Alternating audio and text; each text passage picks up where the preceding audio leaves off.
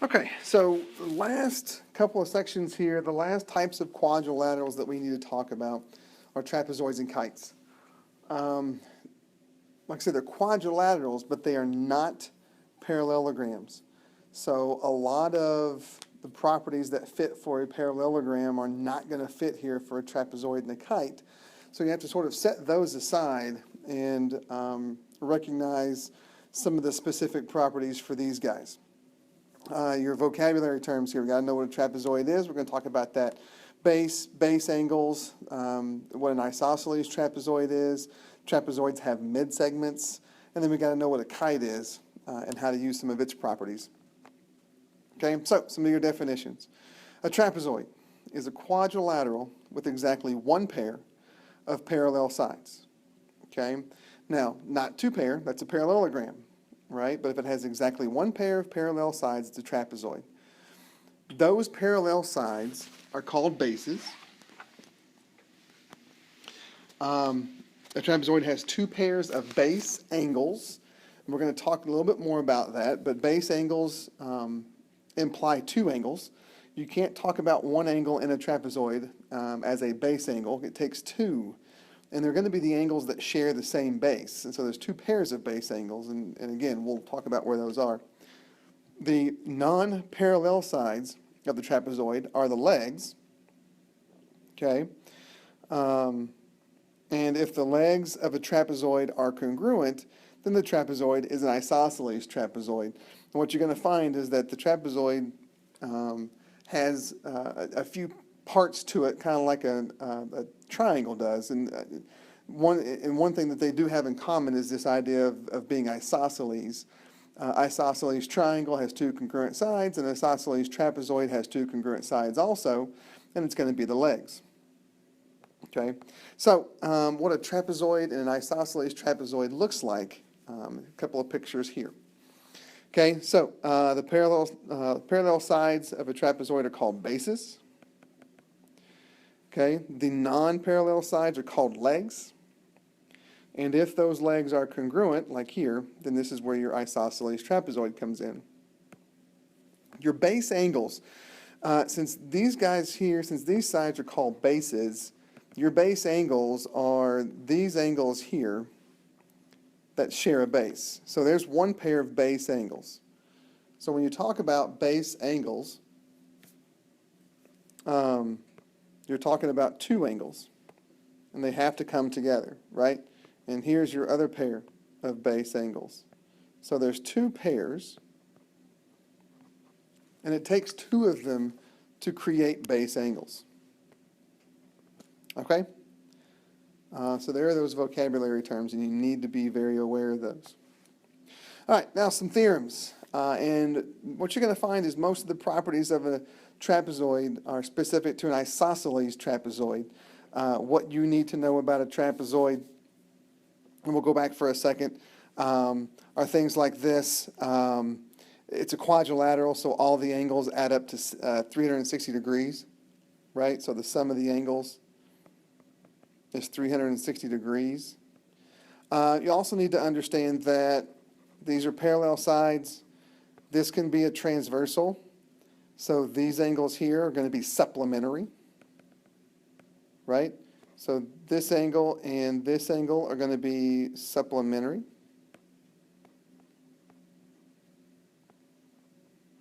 Same thing for these angles here. Okay, and it's true for an isosceles trapezoid as well. Now, the theorems and the other properties of an isosceles trapezoid. If the legs are congruent and it's an isosceles trapezoid, then the base angles are going to be congruent, right? So it means this angle and this angle will be congruent, and then it means that this angle and this angle are going to be congruent, right? These angles along the legs will not be, okay? They can't be. If they are, this becomes a parallelogram, and that's not what a quadrilateral is. Okay? Theorem 8.15 is just the converse of that. If it has a pair of congruent base angles, then it's an isosceles trapezoid. And then 8.16 Theorem 816, which again the numbers are sort of irrelevant, that the trapezoid is isosceles if the diagonals are congruent. So if I draw in those diagonals, then these whole diagonals are going to be congruent. They don't bisect each other, so they're not cutting each other in half. They're just congruent to each other. Okay, so some of the properties of an isosceles trapezoid. Now we can use those. Here's an example, one way that we can use these properties. So this stone in this archway is an isosceles trapezoid. We know that this angle here, angle L, is 85 degrees. We want to go find the rest of these angles. Okay? Well, since it's an isosceles trapezoid, angle K and angle L are base angles, so this angle is going to be 85 degrees. Okay, and then like we just said, parallel lines here, here, transversal here, means that we're looking at consecutive interior angles, and so these angles here are going to be supplementary, so that means to find angle J, we simply subtract 85 from 180, and we get 95. So 95 here. And again, because J and M are base angles, 95 will go here as well. Okay? So there are those angles. All right, some more. In just a second. Sorry, we'll do some definitions first. Remember that a midsegment is just a segment that connects the midpoints of two other segments, right? So in a triangle, we had midsegments. Right, here's a triangle. This would be a midsegment because it's connecting the midpoints of these sides. Okay. We also talked about the fact that midsegments are parallel to the side that it's not touching. Okay. And that's going to be true for a midsegment of a trapezoid. The midsegment of a trapezoid is the segment that connects the midpoints of the legs. So this point here and this point here will be midpoints for these legs, okay? Which means that this piece and this piece will be congruent, and then this piece and this piece will be congruent. Not that they'll be congruent, all four of those pieces won't be congruent to each other, okay? But the midsegment is breaking those legs up in half, okay? Now, there is a midsegment theorem for trapezoids. So there's a couple of things to understand about the midsegment of a trapezoid. First of all, just like in a triangle where the midsegment is parallel to the side it's not touching, that's true for a trapezoid as well. So this midsegment is going to be parallel to the bases of a trapezoid all the time. Okay? And then what we know about the midsegment is that it's half the length of the sum of the bases. And so down here, we've got the fact that these sides are parallel, these segments are parallel. And then we have this formula here, right? And so MN, the length of the midsegment, is equal to 1/2 the length, the sum of the lengths of the bases. In other words, if you average the base lengths, then you'll find the length of the midsegment. Okay? So there's a formula that you can definitely use. You find some measures, you plug them into the formula, and you can go find whatever other segment length that you need. And it's easy enough if we know the bases. So say this guy is 10 and this guy is 20. It's easy enough to just go straight to the formula. Add the two bases, 20 plus 10, and then divide by 2, and you get 15. And so the midsegment is going to be 15. But what I'll also point out is the difference in the lengths from the short base to the midsegment is always going to be the same as the difference of the lengths from the midsegment to the long base, right? So the midsegment is going to be that middle number, that middle length between the two bases. And we can kind of use that idea as well. Okay, say, for example, if I know that this base is 20 and this midsegment is 27, then I know that the difference here has to be the same as the difference here. So since the difference here is 7, the difference here has got to be 7. So all I have to do is add 7 to 27 and get 34 and know that the length of this longer base is 34. Okay? So there is a quicker sort of way to get to these lengths, but there will be times where using the formula is a lot easier for you as well. Okay? In particular, times where we start using some algebra and some expressions for these lengths. Say this is 2x, this is 22, and this is, I don't know, 45, right? Then we really don't have a lot of choice here other than to just plug into the formula where we could go, since the mid-segment is over here, 22 is equal to 1/2, and then AB is 2x, and CD is 45. And then you can just go solve an equation. Distribute your 1/2 maybe, and then go get x by itself. Okay, so there are times where you can use this shortcut of the idea that the mid-segment will be the middle length between the bases, or you can just go straight into the formula. Okay? So, some different examples here for you. In this diagram, MN is the mid-segment of trapezoid PQRS, so find MN. Okay, let you think about it for a second. Hope it doesn't take much longer than that, and we should have MN at this point, because all you have to do is average these bases. So 28 plus 12, and then take half of that, which is going to be 20. And not to mention, 20 is 8 away from this base and 8 away from this base, and so it's right in the middle. Okay? Now, example number 2, in trapezoid JKLM. J and M are right angles. JK is 9 centimeters. The length of midsegment NP is 12 centimeters. Sketch the trapezoid JKLM and its midsegment, and then find ML, which you'll see what that is in just a second. So we've got to draw a trapezoid first. And it's going to have 2 right angles, and so it's going to look a little weird where one of the legs isn't really slanted like you kind of think about a trapezoid being. J and M are right angles. Say, so this is going to, we're going to name this trapezoid J, K, L, M. We have to go in order like that. Right, JK is 9. The length of the mid-segment is 12. And they want us to find ML. Well, we can kind of use our shortcut here. 9 is 3 away from 12, so if we add 3 to 12, we get 15. That's the length of the long base, 15. Okay? That's all there is to it. Right? A couple more ideas here. If EG is equal to FG, is trapezoid EFGH isosceles? Well, again, you have to be careful with how you label your trapezoid. If you name it EFGH, then you have to go around and name this guy, these vertices in order. So if EG was congruent to FG, is this going to be isosceles? And the answer is no. The only way this gets to be isosceles is if the base angles are congruent, or if the diagonals are congruent, and FG is not a diagonal. Okay?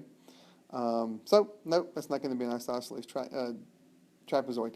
Now, if it had said that EG was congruent to, say, FH, then it would be an isosceles trapezoid, because then they'd be talking about the diagonals. Okay?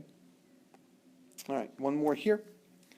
If the measure of angle HEF is 70, and the measure of angle FGH is 110, is trapezoid EFGH isosceles. So HEF, this whole guy, is 70, and FGH, this whole guy, is 110. Okay? Well, think about this. Parallel lines, transversal means consecutive interior angles, so these two guys are going to be supplementary, this guy here and this guy here. So we got to subtract from 180. And I realize that angle EFG is 70. These guys are base angles and they're congruent, so yes, this has to be an isosceles trapezoid. Okay, just some ideas here for you to use. A kite. What is a kite? A kite is one of those things that Ben Franklin used to fly, right? And those kites look kind of like what you would, what you should come to expect a geometric kite to look like. It's a quadrilateral that has two pairs of consecutive congruent sides, but opposite sides are not going to be congruent. Okay, can't be, opposite sides can't be congruent, or it would be a parallelogram. Okay, so two pairs of consecutive congruent sides. So these guys are congruent, these guys are congruent. If it's laying horizontally, these guys are congruent, these guys are congruent, then it's a kite. Okay, and that's it. That's the only definition that we have for a kite. Couple of theorems for you. In a kite, the diagonals are perpendicular. So if we draw in the diagonals, okay, then they're going to be perpendicular automatically. Which means if you pay enough attention, this guy, this guy, this guy, and this guy, they're all right triangles. And so that kind of brings back into the mix here your right triangle book. A Pythagorean theorem, you might need to use that. Special right triangles, if the angle measures are correct. Or not correct, but set up for these special right triangles. Or even trig, your sine, cosine, tangent stuff kind of comes into play as well. All right? So same thing for this guy. It doesn't matter how the kite's laying, the diagonals are going to be perpendicular, and you're always going to be able to use your right triangle stuff. Okay? The other theorem is that there's one pair of opposite angles that are congruent. And I'm going to use this vertical kite and ask you, does this angle and this angle, do those two angles look like they're going to be congruent? And I hope you're sitting there thinking, no, because they don't look the same, right? I know it's cheating. We don't go by the picture in geometry. But you can kind of use this use that idea to your advantage. So those guys are not going to be the congruent angles. The ones that are going to be congruent are going to be the angles that are on this short diagonal, if that makes any sense. Right? In a kite, there's always going to be a shorter diagonal. And the angles that are on that short diagonal are the ones that are going to be congruent. Now, there's another property here that I want you to pay attention to, because you're going to see this and hopefully recognize the fact that you can use this. But the short diagonal is also going to be bisected, okay? Not both diagonals, just one. But the short diagonal is the one that's going to get bisected, okay? So those two segments are going to be congruent. Just something else to keep in mind. So let's use a kite, right? So we have this kite where these angles, D, F, G, and I'm assuming this is supposed to be E. Okay, but anyway, we want to find angle D. All right, well, from what we just talked about, the angles on this short diagonal are going to be congruent, or there's one pair of congruent angles, and obviously it's not these guys. So it must be those guys. And since I don't know what angle D is and let it be X, that means F is going to be X as well. And that helps because we know that that a kite is a quadrilateral, and therefore the angles must add up to 160. Or sorry, 160, 360. So we can add these angles up and set them equal to 360. So we get 2x plus 204 equals 360. Subtract 204. And then divide by 2, and x ends up being 78. So angle D is 78. Okay? Here's one example on how to use it, how to use a kite. Another one here is that if we have the diagonals drawn in and we know the lengths of the pieces of the diagonal, then we can find the missing side lengths. And in a kite, the good news is the missing side lengths, there's really just two, right? Because these guys are going to be congruent, and then these two segments are going to be congruent. And since the diagonals are perpendicular, they're going to form a right angle, which means they're going to form 4 right triangles. And so we can use Pythagorean theorem here to find x, right? Hypotenuse, which is x, always goes by itself, right? So x squared is going to be equal to 36 plus 9. So x squared is going to be equal to 45. And we square root. And so x ends up being, not 9, but 3 square root of 5. And you can always break that down and verify that if you would like. Okay, so that's x. And so both of these two are going to be 3 square root of 5. I'm halfway there. We turn around and see that this guy is a right triangle as well. So the hypotenuse, which is y, is going to be equal to the legs squared and added together. So we get 9 plus 81, which is, in fact, 90. So we're going to square root both sides. And y ends up being 3 square root of 10. Feel free to verify that. Okay, and we've just found the two missing side lengths. Oh, by the way, I'll point this out. These two pieces of that diagonal are the same. Like I said before, the short diagonal is going to be bisected. Okay? All right. Moving on. So we've talked about all these quadrilaterals. How can you identify when a quadrilateral is a special quadrilateral? Because as we've seen, each of these guys have their own properties, and we can use them in different ways. And so again, you have to know what a parallelogram is, you have to know what a rhombus is, what a rectangle is, what a square is, what a trapezoid is, and what a kite is. You have to know those things by your test. Okay? So, a lot of different ways to organize these shapes. I've used Venn diagrams before. I've used flowcharts before, like this one. You just sort of have to remember what shape fits where.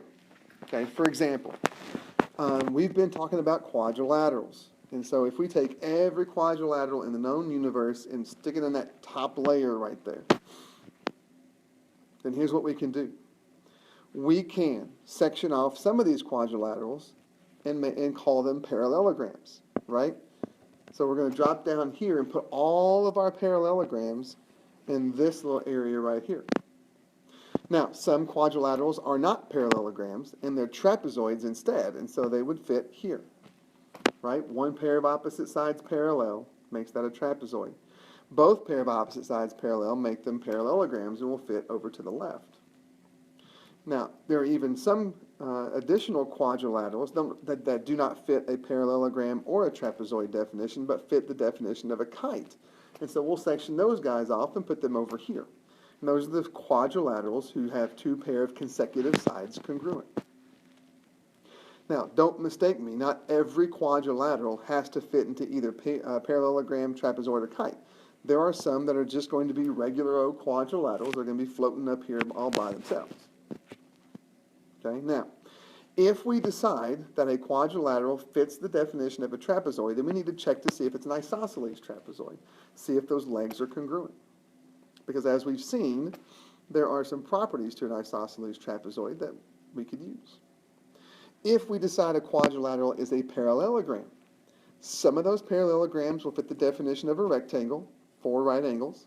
Some of those parallelograms will fit the definition of a rhombus, 4 congruent sides. And then some of those parallelograms will fit both, and we'll call them a square. Some of those parallelograms won't fit any of those and just be a regular parallelogram.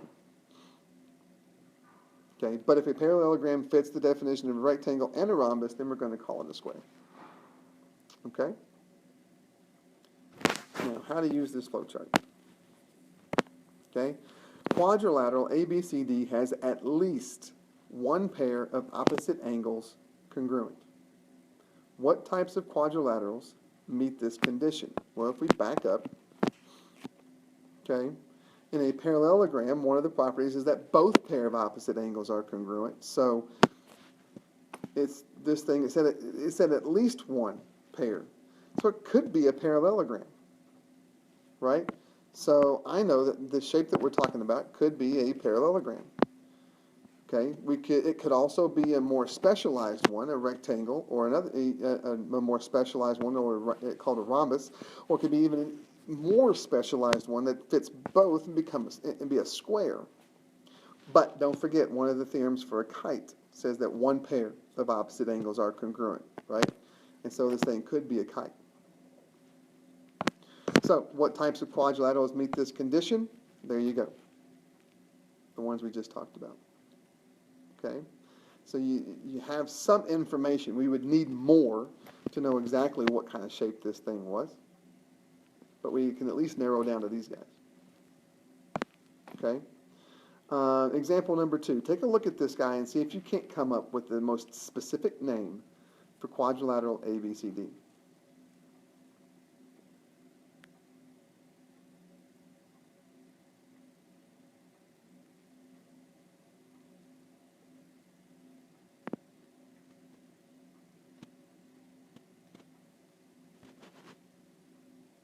Okay? What'd you come up with? All right, so here's the thing. Here's the shape. The diagonals bisect each other. We know that because these pieces are congruent and these pieces are congruent, okay? So which of these guys do the diagonals bisect each other?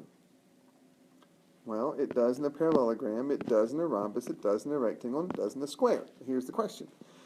A rectangle has to have 4 right angles. Does it? Well, not as far as we can tell. So it can't be a rectangle. And since it can't be a rectangle, it means it can't be a square, because a square has to have 4 right angles too.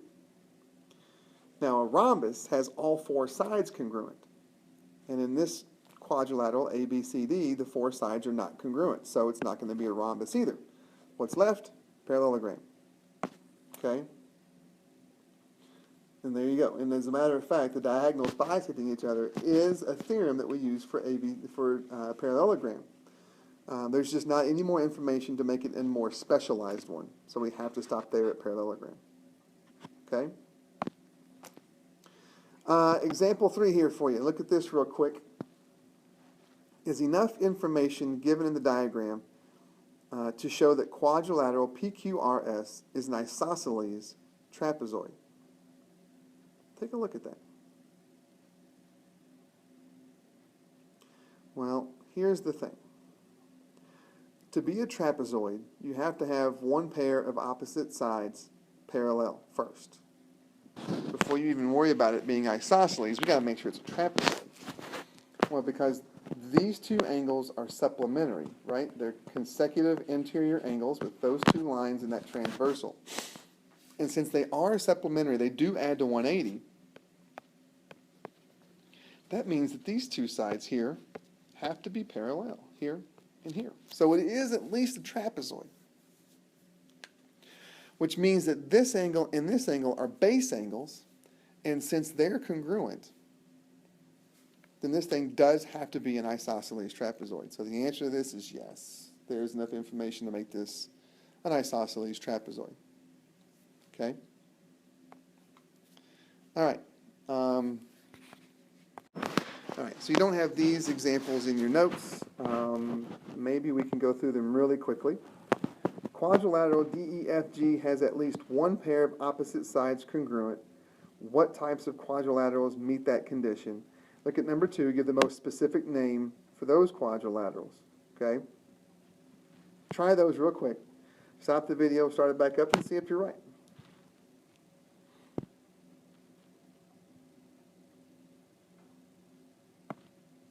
Okay, what did you come up with number 1?